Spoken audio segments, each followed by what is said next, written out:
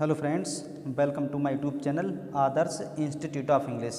आज की वीडियो हमारी क्लास बी फाइनल जो इंडियन इंग्लिश पोइट्री है, जिसमें जितने भी पोइट हैं हमारे वो इंडियंस दिए गए हैं। जिसमें पहली पोइम है अ पोइम ऑफ डेडिकेशन, जिसे कंपोज किया था नजीम एजकिल ने। तो इस आज की वीडियो में क्या है, जो आपकी 5 पोइम्स हैं, जैसे कि पहली वाली ये है अ पोइम ऑफ डेडिकेशन। हमें इन 5 पोइम्स में केवल एक कॉन्टेक्स्ट देखना है, बस रेफरेंस तो हो जाएगा कॉन्टेक्स्ट। और वो भी कॉन्टेक्स्ट ऐसा है कि स्ट्रेंजर चाहे कोई से भी पूछा जाए, आपको कॉन्टेक्स्ट केवल यही लिखना है। तो इस तरह से पूरी पोइम में से केवल एक ही कॉन्टेक्स्ट को तैयार कर लें और उसी को रिटर्न कर दें। तो शुरू करते हैं पहली स्ट्रेंजा, फर्स्ट पोइम।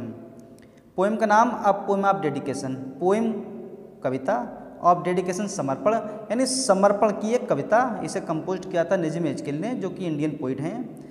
तो रेफरेंस, कॉन्टेक्स्ट, एक्सप्लेनेशन, रेफरेंस तो इसका हो जाता है कि this stanza has been taken from the poem, poem का नाम डाल दिया, कंपोज्ड बाय पोइट का नाम। एक्सप्लेनेशन वो हो जाएगी, केवल आज देखना है हमें कॉन्टेक्स्ट। तो लिखा है, पहला कॉन्टेक्स्ट है द पोइट इज लिविंग, कवि रह रहा है इन इंग्लैंड, इंग्लैंड में, in an underground chamber. Poet एक अंडरग्राउंड चैम्बर में रहता है। He sees only few things, और वहाँ से केवल वह कुछ ही वस्तुओं को देख पाता है। फ्रॉम देयर, वहाँ से, मतलब जब वह अंडरग्राउंड के चैम्बर में रहता है या बेसमेंट में रहता है, तो वहाँ से उससे कुछ वस्तुएं दिखाई पड़ती हैं। इट सीम्स, ऐसा लगता है, टू हिम, उसके लिए, that nothing changes and grows, कि ना तो कुछ बदलता है और ना कुछ बढ़ता है, जो कुछ है जैसा है वहीं रुका हुआ है। ही इमेजिन्स, वह कल्पना करता है, अबाउट, बारे में, द सीन ऑफ आउटसाइड, वह बाहर के दृश्य के बारे में कल्पना करता है। एज द सी, जैसे कि समुद्र, एरिया, क्षेत्र, एंड क्लाइमेट, जलवायु, जैसे कि समुद्र है और बाहर का एरिया है और क्लाइमेट, जलवायु है। ही इज अट्रैक्टेड, वह आकर्षित होता है, बाय द सी, समुद्र के द्वारा, वह समुद्र के द्वारा आकर्षित होता है। Which is the symbol of big creature, जो बहुत बड़े जीवों का एक प्रतीक है।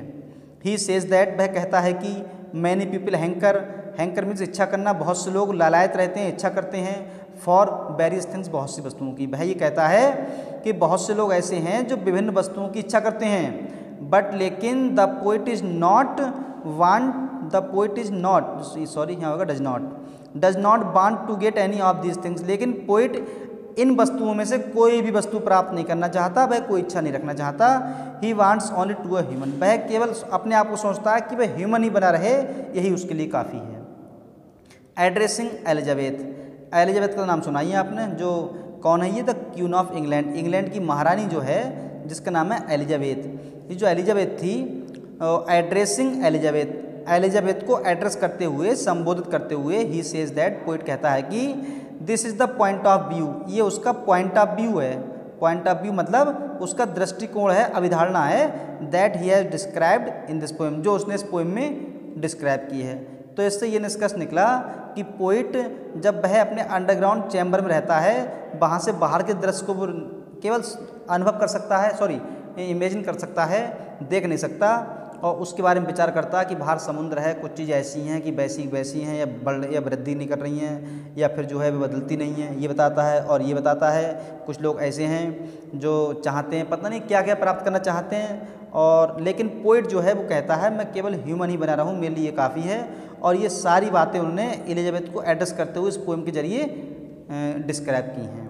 ये थी पहली poem, a poem of dedication. आगे है पोएम नंबर सेकेंड, जिसका नाम है हंगर। इसे कंपोज किया था जयंत महापात्रा ने, ये इसके पोइट हैं। हंगर मीन्स भूख, यहाँ पर भूख वो नहीं है, यहाँ पर कह सकते हैं सेक्सुअल हंगर, मतलब सेक्स की भूख ये है। तो जैसा कि कहानी आपको पता होगी इसकी, पोइट जो है गया था और फिशरमैन था, जैसे लिखा है, द पोइट सेज दैट, कवि कहता है कि ही वाज टॉर्चर्ड, वह टॉर्चर हुआ, by the desire of flash, इसका मतलब हुआ जो फिजिकल रिलेशन बनाने की जो इसकी इच्छा थी बहुत तीव्र थी। सो इसलिए the poet followed the fisherman, इसलिए पोइट फिशरमैन मछुआरे के पास गया, टू हिज हट, उसकी झोपड़ी में गया, where his 15 years old daughter lived, जहाँ उसकी 15 वर्ष की लड़की रहती थी। The fisherman wanted to sell his daughter, जो फिशरमैन था वह अपनी पुत्री को बेचना चाहता था, टू द पोइट, कवि के लिए।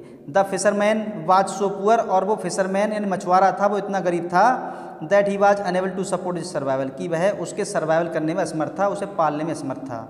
द फिशरमैन, मछुआरा ने इंट्रोड्यूस किया हिज डॉटर को टू द पोइट, कवि से। मछुआरे ने लड़की के लिए यानी अपनी सगी लड़की के लिए पोइट से इंट्रोड्यूस कराया, उसकी जान पहचान कराई। देन ही प्रिटेंड होता है बहाना बनाना, यानी बहाना बनाना। दैट की he had to go somewhere, poet ने ये बहाना बनाया कि उसे कहीं जाना है। और इट वाज अ हिंट, ये एक हिंट था। That he had time enough, कि उसे काफ़ी समय मिल जाए। टू सेटिस्फाई लस्ट, अपनी सेक्सुअल भूख को मिटाने के लिए उसे काफ़ी समय मिल जाए। द पोइट फेल्ट, कवि ने महसूस किया, एज जैसे कि, एज इफ़, ये सॉरी इफ़ होएगा, as if the sky had fallen upon, कवि को ऐसा लगा कि एक आकाश उसके ऊपर गिर गया हो। ही फेल्ट अनकम्फर्टेबल, उसने अपने आप को अनकम्फर्टेबल महसूस किया, मतलब बेचैन महसूस किया था। क्या उसने सोचा, बताइए, एक फादर है और वह अपनी डॉटर, पुत्री के लिए मेरे हाथों में बेच रहा है, ये तो बड़ी शर्म की बात है। लेकिन था क्या, फादर बेचारे थे मजबूर। आगे है पोएम नंबर 3, तीसरी पोएम है, उसका टाइटल है अनक्लेम्ड, जिसे लिखा है विक्रम सेठ ने। क्लेम जैसे होता है क्लेम, क्लेम क्या होता है, किसी चीज़ का क्लेम करते हैं, दावा करना। और दावा करना, दावा क्या करते हैं कि चीज़ हमारी है। लेकिन जब लिख गया अनक्लेम्ड तो इसका जाता है दावा ना करना, मतलब ऐसी कोई वस्तु या ऐसी कोई चीज़ जिसके, ऐसा कोई व्यक्ति जिसका कोई दावा ना करता हो, उसे क्या बोलते हैं, जिसका कोई दावा ना करता हो, मतलब वो चीज़ किसी की है ही नहीं, तो वो हो गई लावारिस। तो ये है इसका हिंदी मीनिंग। तो इसका कॉन्टेक्स्ट क्या हो जाएगा कि इन दिस पोएम, इस पोएम में द पोइट, कवि सेज, यहाँ रह गया है पोइट सेज दैट, ये रह गया says that it is better, मतलब पोएम में ये कवि ये कहता है कि अच्छा है to make love with a stranger, किसी अजनबी के साथ प्रेम करना बहुत अच्छा है। इट डज नॉट इन्वॉल्व, ये शामिल नहीं करता है एनी पुजलिंग, किसी परेशानी, क्वेश्चन, प्रश्न, मतलब कोई भी असुविधाजनक प्रश्न शामिल नहीं करता है। And there is no need, और ना तो कोई आवश्यकता होती है, और मेकिंग अ प्रॉमिस, वचन देने की, ना तो कोई प्रॉमिस करने की कोई आवश्यकता होती है। ही एक्सक्लेम्स, वह दावा करता है, विद जॉय, आनंद, या कह सकते हैं एक्सक्लेम विद जॉय, वह बड़े जॉय के साथ आश्चर्य प्रकट करता है। That it gives immense pleasure, ये बहुत सारा प्लेजर, आनंद देता है। To feel the beating of the heart, किसी के हृदय की धड़कन को अनुभव करना। ऑफ ए स्ट्रेंजर, एक अजनबी की। बिसाइड योर ओन हार्ट, अपने खुद के हृदय के पास किसी अजनबी के हृदय की धड़कन को महसूस करना। इन दिस कंडीशन, इस कंडीशन में, दे आर, वे हैं, हाईली डिलाइटेड, इस कंडीशन में उन्हें बड़ा आनंद आता है। दे वुड लाइक, वे पसंद करेंगे, टू स्टे, ठहरना, इन दिस कंडीशन, और वे ऐसी ही कंडीशन में ठहरना पसंद करेंगे। देयर अराइजेज नो क्वेश्चन, उनके अंदर कोई क्वेश्चन भी नहीं आता। इन देयर माइंड, मस्तिष्क में, उनके मस्तिष्क में कोई क्वेश्चन नहीं आता है। If they should prolong the relationship, कि वे अपने संबंध को प्रोलॉन्ग, आगे तक रखें, और separate from each other forever, या एक दूसरे से हमेशा के लिए जुदा हो जाएं।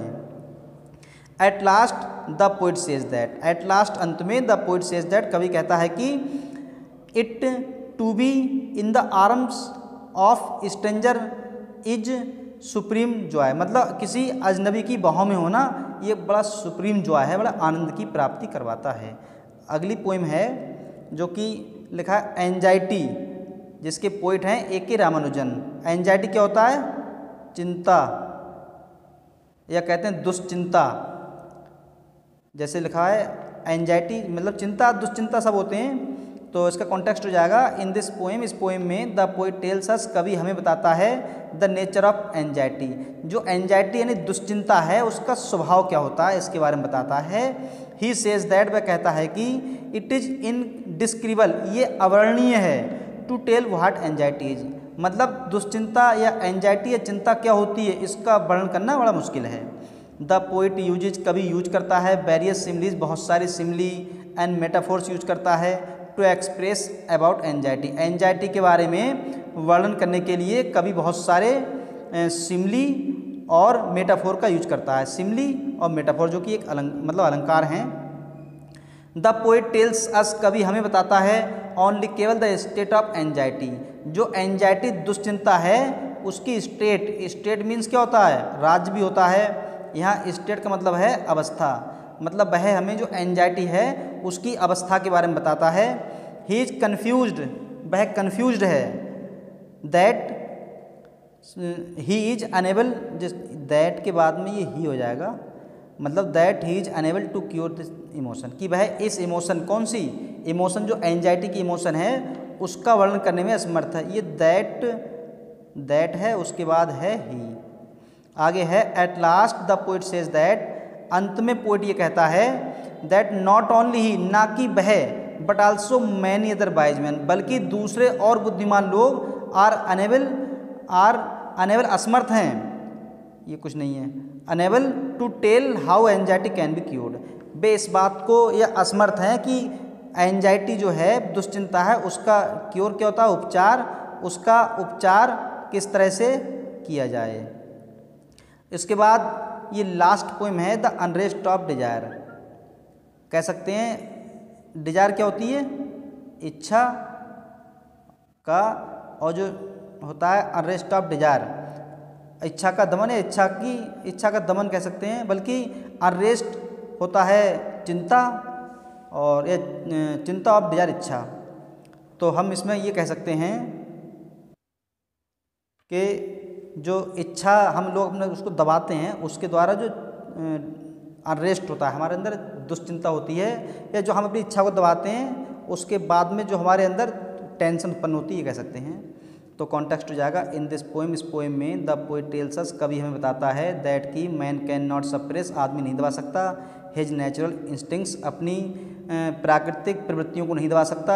ये होता है प्रवृत्तियाँ, मतलब इंस्टिंक्ट्स मीन्स प्रवृत्तियों को, वह ये व्यक्ति अपनी प्रवृत्तियों को नहीं दबा सकता। दो यद्यपि he may try his best to do so, चाहे वह भरपूर अच्छे से अच्छा प्रयास कर ले, लेकिन वह अपनी जो प्राकृतिक प्रवृत्तियां हैं उसे नहीं दबा सकता। ही सेज दैट, वह कहता है कि ही में बियर मास्क, चाहे वह मास्क पहन ले, अभी चल रहा है कोरोना, अभी बहुत लोग पहन रहे हैं, तो चाहे वह मास्क पहन ले अपने चेहरे पर, और चेक हिज टंग, चाहे अपनी टंग मीन्स जुबान या जुबान, अपनी जुबान को जो है टंग को चेक रोक ले, यानी चाहे वह चेहरे पर मास्क लगा ले, चाहे अपनी जबान को रोक ले, but he can not conceal the unrest, लेकिन वह जो अनरेस्ट है, बेचैनी है, उसको नहीं रोक सकता। सप्रेशन ऑफ डिजायर, जो इच्छा को दबाने से उत्पन्न हुई है उसे नहीं रोक सकता। When a person is in tension, जब एक व्यक्ति टेंशन में होता है, he tries to conceal his tension, तब वह अपनी टेंशन को छिपाने का प्रयास भी करता है, बट लेकिन he is unable to hide it, लेकिन वह इसे छिपाने में असमर्थ रहता है। His suppression of desires can be seen on his face, जो उसकी सप्रेशन ऑफ डिजायर है, मतलब उसने अपनी इच्छाओं को दबाया है, उसके जो भाव हैं वो उसकी चेहरे पर देखे जा सकते हैं। तो ये था कॉन्टेक्स्ट, जो कि क्लास बी फाइनल के जो आपकी इंडियन इंग्लिश लिटरेचर है उसके बारे में, जिसमें हमने 5 पोइम्स देखी, पहली वाली ये थी। इस तरह से आज इसके ये कॉन्टेक्स्ट कंप्लीट हो गए। अगर एग्ज़ाम में आता भी है एक्सप्लेन, तो आप थोड़ा कॉन्टेक्स्ट से लिख दें, थोड़ा अपने पास से लिख दें, और थोड़ा जो पैसे दी होती है पेपर में उसमें थोड़ा मतलब चेंज कर दें, कुछ वर्ड्स को ऐसे लिख दें। फिलहाल कॉन्टेक्स्ट तो ये ऐसा है, जो अब पोएम ऑफ डेडिकेशन ये पोएम है, चाहे स्टेंजा पहली, दूसरी, तीसरी कोई सी भी आए, आपको कॉन्टेक्स्ट यही लिखना है, और ये एक सुइटेबल कॉन्टेक्स्ट है। आज की वीडियो में बस इतना ही। Thanks for watching.